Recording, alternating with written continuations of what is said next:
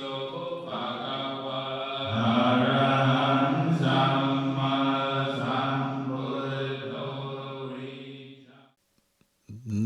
tassa bhagavato arahato samma sambuddhassa. Namo tassa bhagavato arahato samma sambuddhassa. Namo tassa bhagavato arahato samma sambuddhassa. Buddhang dhammang sanghang namasami.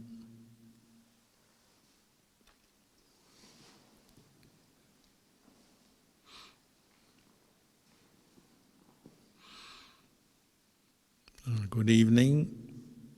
Just now I briefly led you through some body contemplation meditation, which is one aspect of the Dhamma. It helps us to train the mind to get closer to the truth. And Dhamma is truth.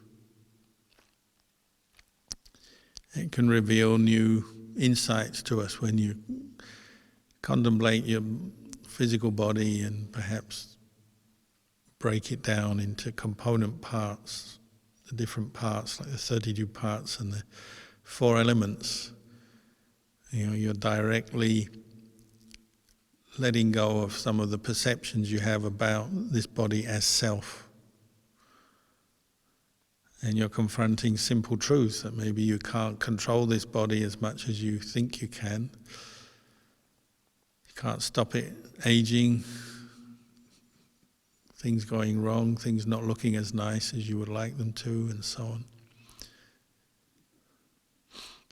There's one vehicle you might say, or one way that we can bring up mindfulness, and you gain some peace of mind sometimes. When you are able to do it successfully, you can become quite peaceful just reflecting on your own body, but seeing it as separate from the mind.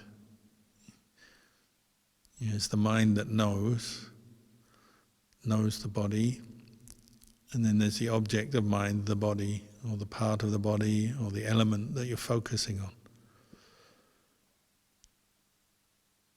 And the stronger our mindfulness is, and perhaps the more often, the more regularly you contemplate, the more familiar you get with looking at your body and seeing it in this new light, seeing it as, we say, Rupa Dhamma, as not self, something that is changing with age and with time and different conditions, and it's impermanent, it won't be here forever.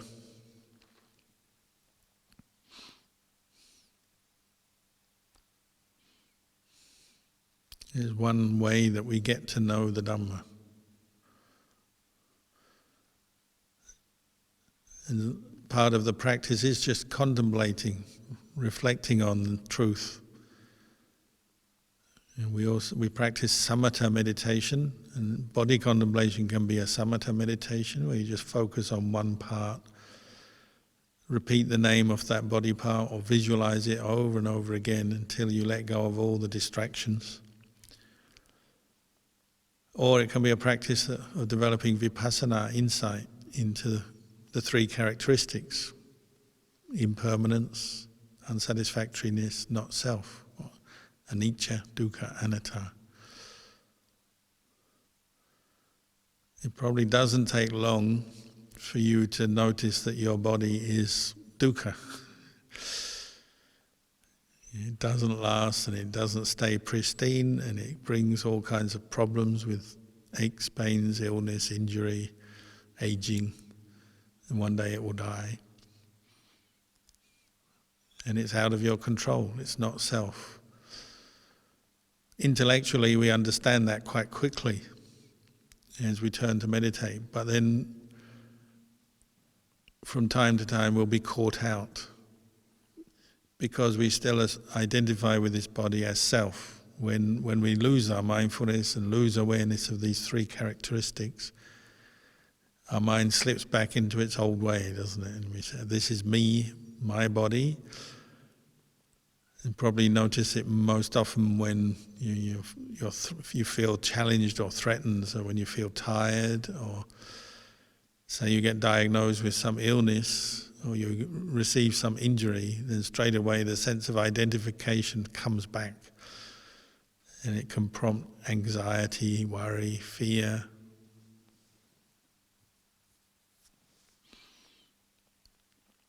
So we also have to keep coming back to this meditation, both the practice of mindfulness and cultivating calm directed to the body, but then insight. And contemplating the body also reveals the changing feelings we have associated with the body. Here I mean the feelings of pleasure, pain, and neither pleasure nor pain associated with the body, because this body is constantly producing feelings. And a big part of life is centers around that, keeping the body happy, you might say. Really, we're keeping the mind that attaches to the body happy. But we say body because we tend to just put everything together, body and mind. We say Rupa Dhamma, Nama Dhamma, it's all one thing. It's me, myself, my human being.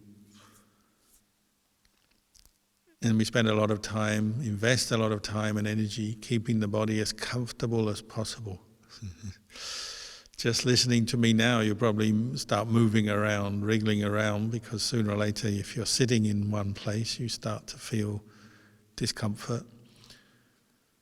Or you just adjust the air temperature with a machine, or putting on clothes or taking clothes off.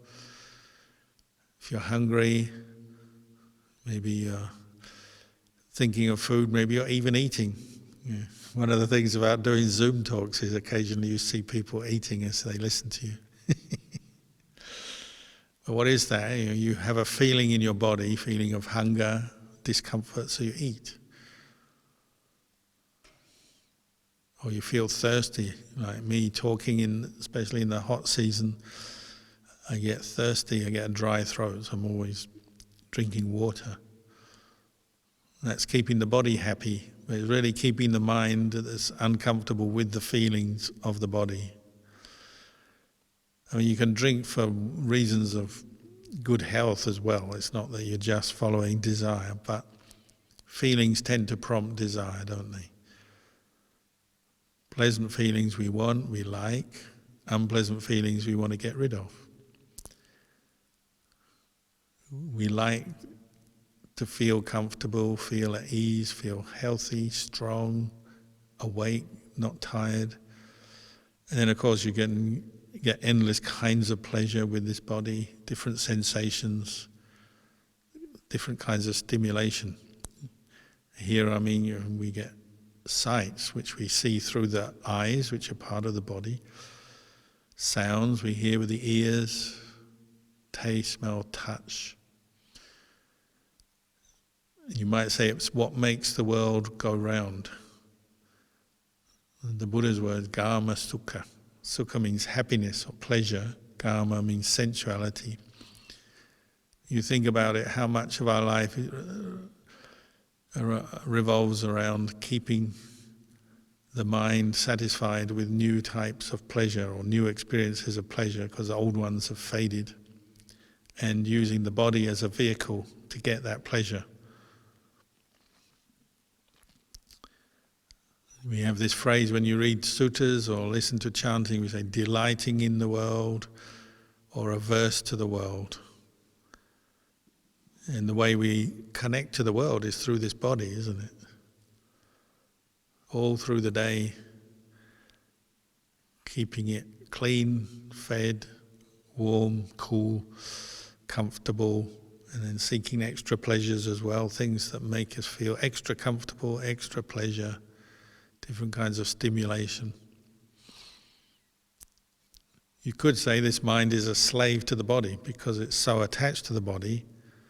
It really wants to make it happy. So we're constantly running around to get the means to keep body comfortable and happy.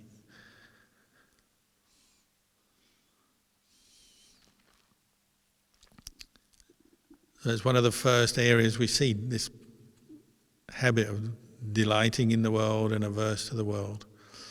Of course, the mind itself can also experience this. And when you, particularly if you practice some meditation, you'll notice the ups and downs, the delights and the aversions of the mind. And sometimes you forget all about the body when you're in the mind with your thoughts and emotions, and that's enough in itself just to feel pleasure and pain, mental pleasure, mental pain. A lot of that mental pleasure and pain is based on memories of past experiences which might have involved the body, remembering places you've seen, food you ate, sounds, or projecting into the future, places you would like to visit, things you would like to see, food you would like to eat, sounds you would like to hear that you're missing.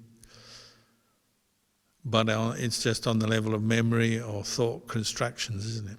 Mental proliferation, fantasies. We love to fantasize about the future, partly because we're not satisfied and content in the present. So we all know what it's like to fantasize, create through the imagination all kinds of ideas about what we're going to do, what we're going to get, where we're going to go. Completely missing the present moment. Even if we're actually enjoying ourselves, maybe we think we'll be enjoying ourselves more somewhere else. Like when you have different kinds of social functions. When you're young, you go to a party. When you're older, maybe you go to a dinner party, or you go to a wedding, or some kind of social function. You're there enjoying yourself already. Your senses are being satisfied and satiated, and then at the same time you can have a thought, oh, I wish I was somewhere else where I get even more pleasure.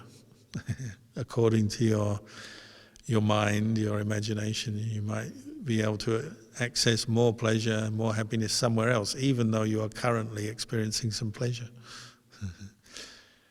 That's the nature of desire. Never satisfied, never content. Or losing out when you have pleasure, but then you lose it.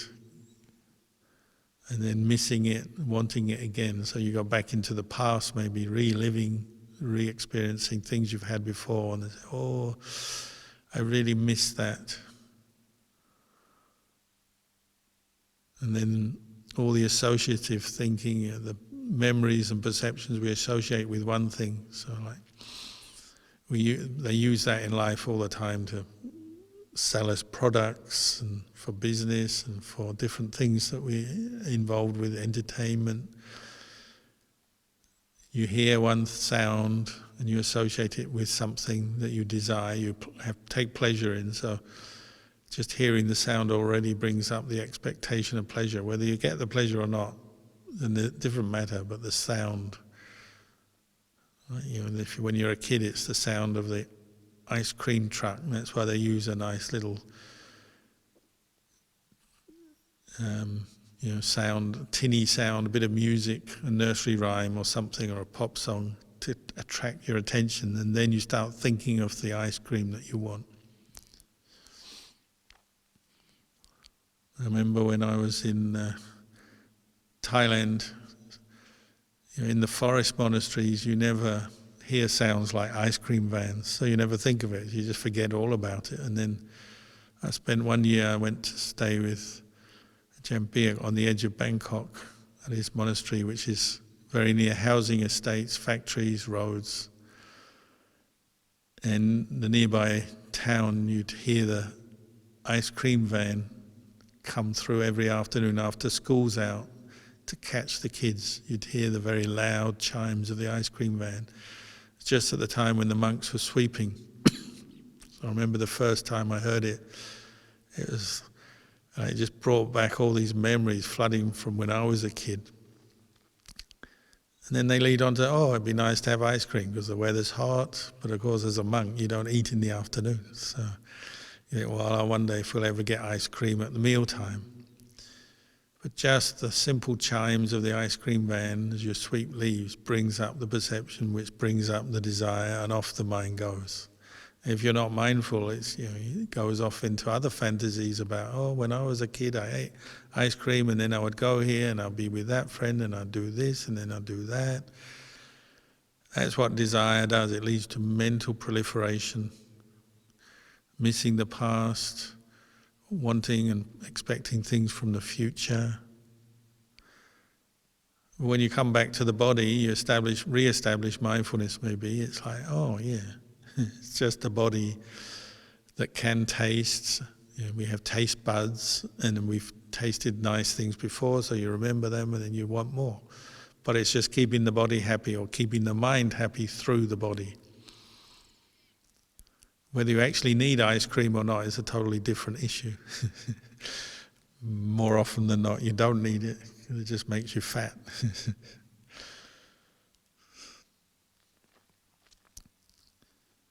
So mindfulness of the body and then mindfulness of feelings is a huge part of our practice.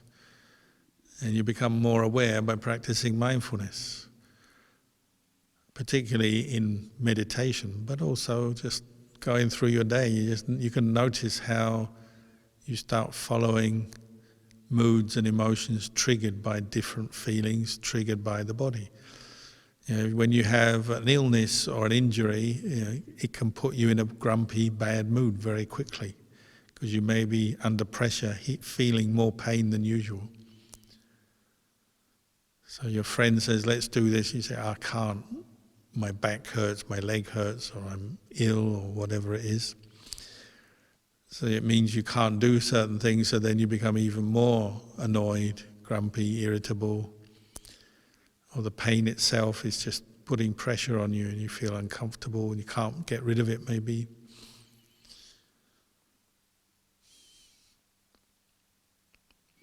But these are the sort of experiences that practice of mindfulness starts to expose, and you start looking at your own experience and seeing how much of our experience revolves around the senses and the body. The Buddha compared our mind to a leaf on a tree. And these pleasant and unpleasant experiences we're exposed to are the winds. He called them the worldly winds. Sometimes a light breeze, sometimes a hurricane. But we're a leaf. The mind is a leaf. A lot of it is coming through the body. A lot of it is also just desires based on expectations and desires for life, our ambitions and what we want to do and achieve, who we want to be. Or maybe the reality of experiencing unpleasant things and not getting the recognition we want, not achieving what we want, so we have delight in or aversion to the experience of the world. So some of it's mental, some it's physical, and it's usually a mixture of both. And the mind that's untrained and unmindful is just this little leaf being pushed around by the winds. Sometimes light breeze, sometimes gale force winds. The idea is to strengthen up this little leaf of the mind with mindfulness and some insight so that you can cope with these different winds that blow from different directions. And just like genuine wind, like living here in the mountains, we're always experiencing changing weather, and it can change very quickly, and you get storms, and you get very hot, dry weather, then you get rain, and you get storms, and you get cold. But wind can change very quickly and pick up very quickly. It catches you unexpectedly, just like the winds of the world, worldly experience. One day things are going along quite nicely and then suddenly everything falls apart and somebody you're close to is angry with you and hates you and is complaining about you or giving you a hard time or arguing with you. Sometimes your health is good and then suddenly it falls apart. Sometimes your work is going well and then it falls apart. That's life, isn't it? The winds come and they can suddenly change direction, change intensity. So we have to strengthen the little leaf of the mind to deal with that. And that's where the practice comes from. And every aspect of the practice is helping. Your practice of precepts is helping you, strengthen you against the worldly winds. Because even if you do experience delight and aversion, pleasure and pain, with these different experiences that come up, if you have some grounding in the practice of precepts, it stops you from giving into the worst excesses, the worst extremes of your delight in and your aversion to the experiences of the worldly winds. So you not only think, do I like ice cream, want ice cream, but you also think, do I need ice cream? That's part of sila, isn't it? How much we consume in this world and how we get the things that we consume. If you're a kid, maybe you think, I want an ice cream, but you got no money, so then you go and rob your friend. Or even worse, rob the ice cream vendor because of your strong desire. But if you have precepts, you say, I have desire, but I'm not going to follow today. I'm not going to steal or take from someone else. I'll just go without. That's what precepts do. It gives you some sense of restraint and discipline, even if you have strong desire.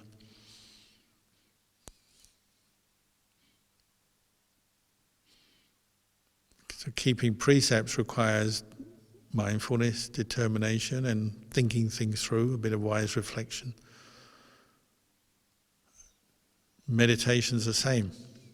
This is one of the challenges of lay life, because you don't have so much opportunity to meditate.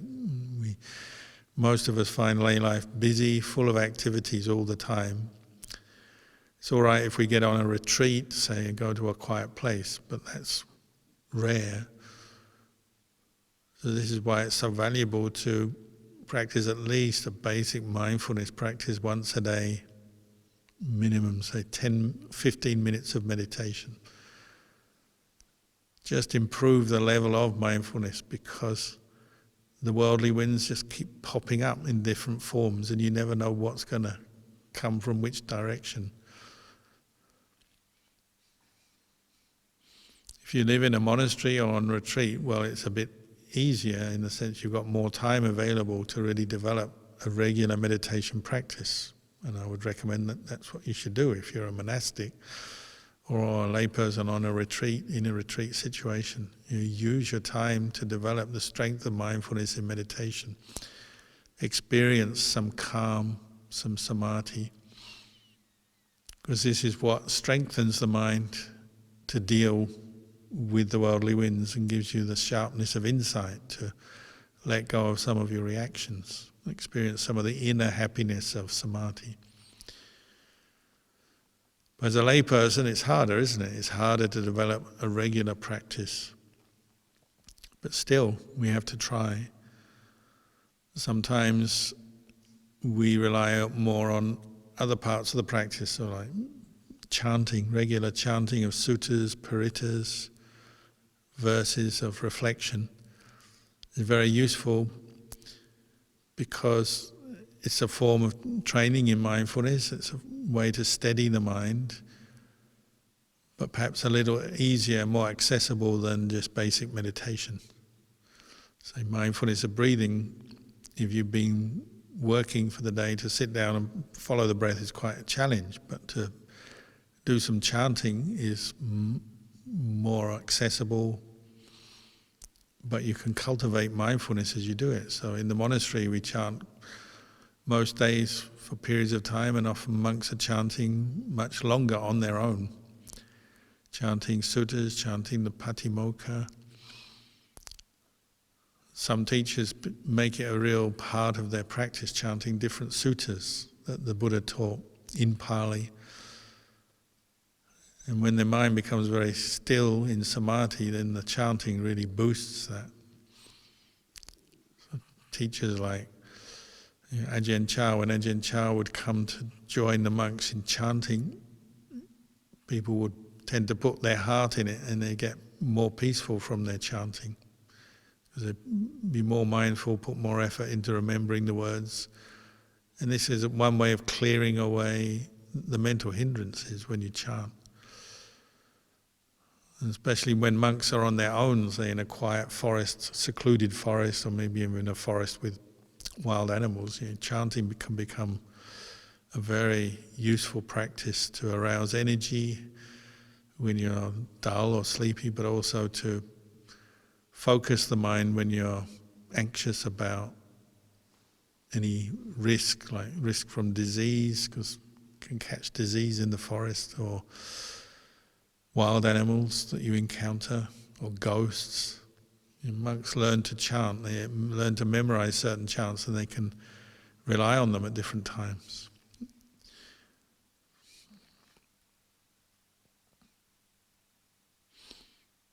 I remember once staying with one monk in the forest in a place where there were wild animals, including tigers, and his initial meditation was, if the tiger comes, I'm going to hit it. If the tiger comes, I'm going to hit it. Which is not very good, and they had to change that quite quickly. It wasn't bringing up the desired effect. The mind became more dark, more unwholesome. If you chant something useful or skillful, like Iti Piso, recollecting the Buddha, or the Metta Sutta, or the Dhammacakka Sutta, anything that's wholesome and skillful, it brings up a totally different feeling, and the mind can become very bright, energized. And it's a form of meditation, and you can do that even if you've been at work. As a layperson, you come home, do some chanting as a way of meditating, preparing yourself for some other meditation, such as mindfulness of breathing or metta bhavana. And there's no way around it. When we want to train this mind, it does require effort, bringing up the mindfulness. But we can also experiment with the different meditation techniques, or chanting, walking meditation as well. Even meditation, formal meditation, where you're developing mindfulness and object with the aim of calming down, developing samadhi. There's different approaches. I used to spend some time with Lumpur Put Tanio, who had this very skillful mind. He developed skillful jhana and was very adept at it. But he also understood how difficult it is for beginners, lay people, and even monks in the beginning of their meditation. So one recommendation he had for when you develop your meditation in the beginning is to develop a more discursive type of meditation. So if you're a monk, you might reflect on your precepts, your patimokkha rules, but in a formal way, systematic way, as a meditation. So you're sitting with your eyes closed in the meditation posture, but you're running through your monk's rules of training, remembering them in Pali or in English or any other language, maybe consistently working from one rule to another, and not letting the mind stray onto thinking about anything else. So letting go of desire for and aversion to the world and the chaos of the world and the things of the world, but still using the mind to think of one particular theme, such as sila or the monk's training rules. Or you can also recollect the Dhamma in this way, and you think through a Dhamma theme as a meditation. So you choose a theme, such as the theme of impermanence, and you thinking it through, how impermanence applies to you, your body, how impermanent, how subject to change your body is. Your moods, your thoughts, how they arise, pass away, they're subject to change, they're impermanent. Other people's moods, other people's bodies, the world around you is subject to change, it's impermanent. So that you're doing that as a meditation where you're thinking through a theme,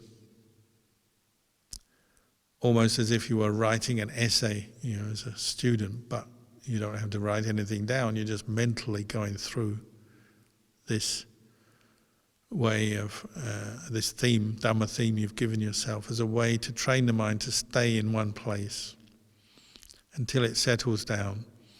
So in the same way as you might do with chanting, you're now settling down with reflecting on a theme of Dhamma. And then when you're more settled, more calm, and you're not letting your mind stray outside that theme, you have more equanimity, detachment, then maybe you pick a more traditional meditation, such as the breath. Now you're not thinking of anything at all, you're just knowing the breath going in, breath going out. But it's as if you've prepared your mind for that. You can do it with chanting, you can do it with a discursive meditation. They can both work. And Luang Por put you to say, well, if all else fails, you can even use a theme that you know, something like your job of work or some aspect of your life. So if it's a job of work, he'd say, like, say you're a teacher or a construction worker or something, and you've got a job to do, maybe tomorrow you have a job to do, and you're just thinking it through, what you have to do as a mental exercise, because you have the information available, and you don't let your mind stray to anything else as you're doing this. So thinking through a particular subject,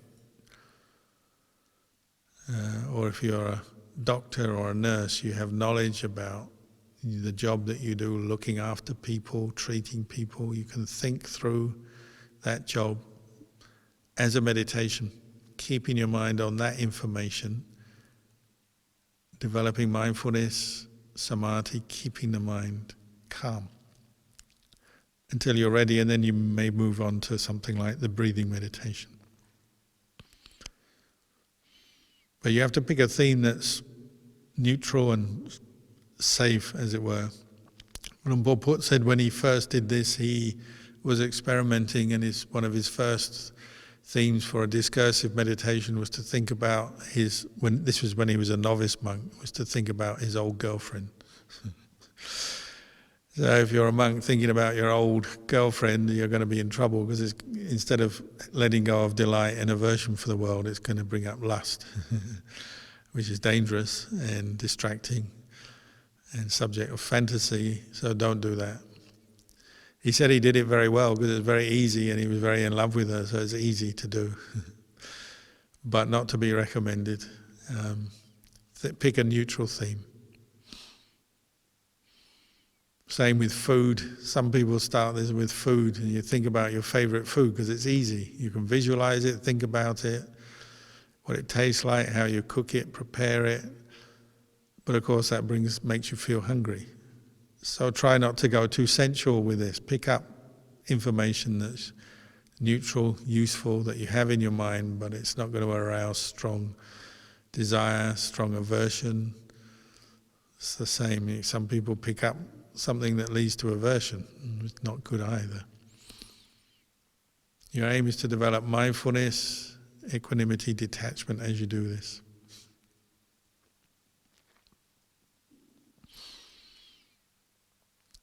If you're a monastic in the monastery, well, you may get into practicing this a lot and train your mind. You may experience deep states of samadhi because you've got time and you can develop it as a skill.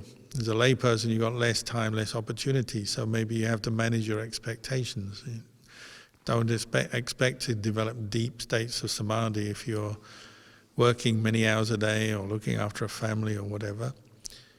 But you can still develop some samadhi. You're still aiming to train your mind in mindfulness, bring up states of calm, let go of distractions, worries, fears. So it's still valuable, and you can use the chanting, the discursive meditation for this. If you find your meditation challenging, well, try and help yourself by doing things such as chanting or reflecting on your precepts as well.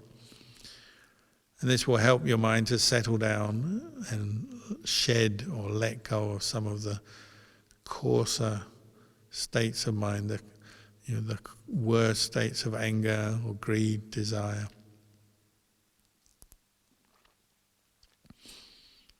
And regular practice. If you keep coming back to it, well, you're going to get better at it and know yourself better. If you only do it occasionally, then of course it's difficult. And getting to know yourself better is like a shortcut, isn't it? If you get to know your habits of mind, where your weaknesses are, what leads to a lot of mental proliferation, what really turns you on, makes you think uncontrollably, or your loves and your hates, because it can happen in both directions, can't it? When you're thinking of the things you love, you can't stop your mind. When you're thinking of the things you hate, you also can't stop your mind. So get to know where your loves and hates are and predict them or prevent them before they've even come up. You steer your mind clear of the things you love and the things you hate. Through meditation, through mindfulness, self-discipline, restraint, and some understanding and wisdom. You don't dwell on stuff that makes you full of desire, sensual desire. Don't dwell on stuff that makes you full of anger. That's why when you recollect, say, the Buddha, or teachers, or themes of Dhamma that are very peaceful, it's so skillful because it's not going to arouse strong love, strong hate. When you recollect, think of the Buddha, it's hard to get angry. So it's a very useful theme to introduce when your mind is all over the place. If you're very afraid, you think of the Buddha, it tends to calm you down. Again, going back to monks in the forest, you often think of the Buddha when you're feeling anxious, worried, or even afraid.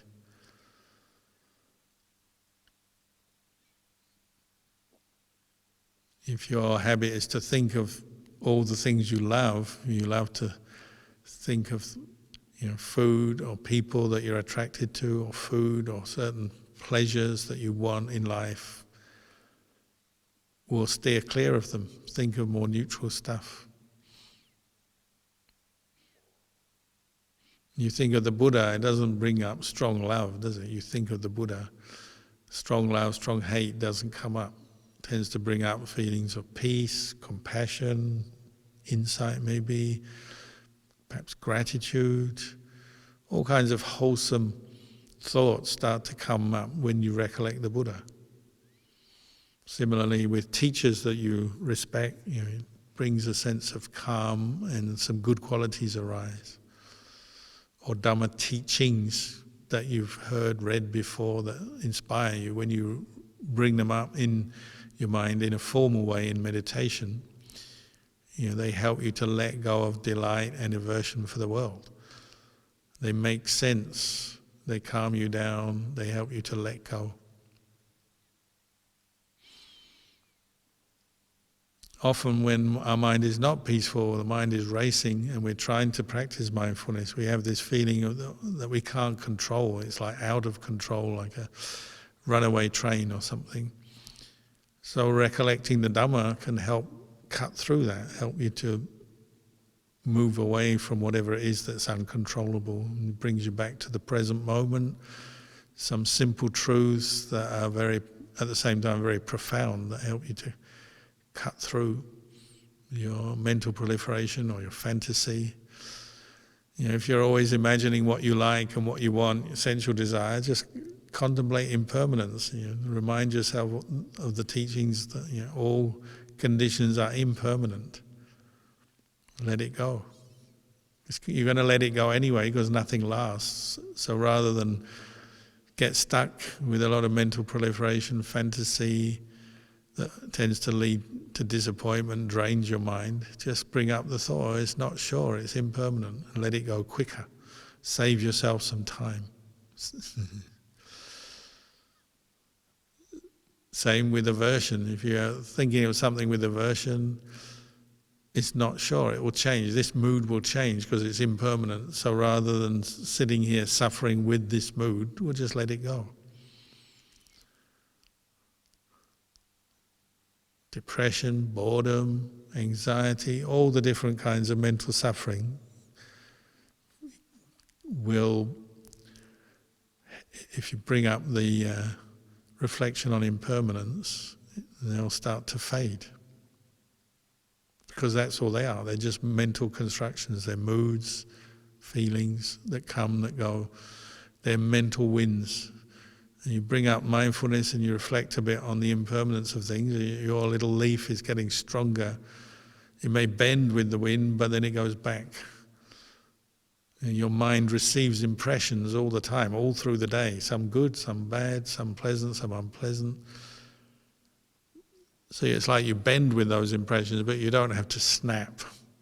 You just know they're impermanent, and you bend and then you gradually go back into place. When your mindfulness is there, or you have a Dhamma practice, a regular Dhamma practice, you can come back to it. It's like your leaf coming back into place, even though there's been a gale force wind.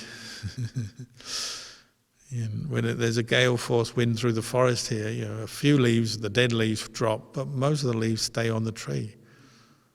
They just bend and then they go back into place. And you have to make your mind like that.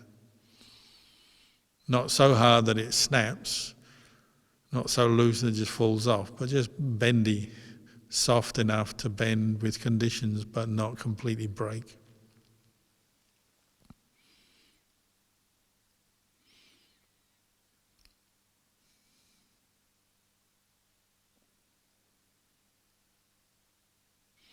So maybe I'll leave you with those reflections tonight, and there'll be a chance for some questions afterwards.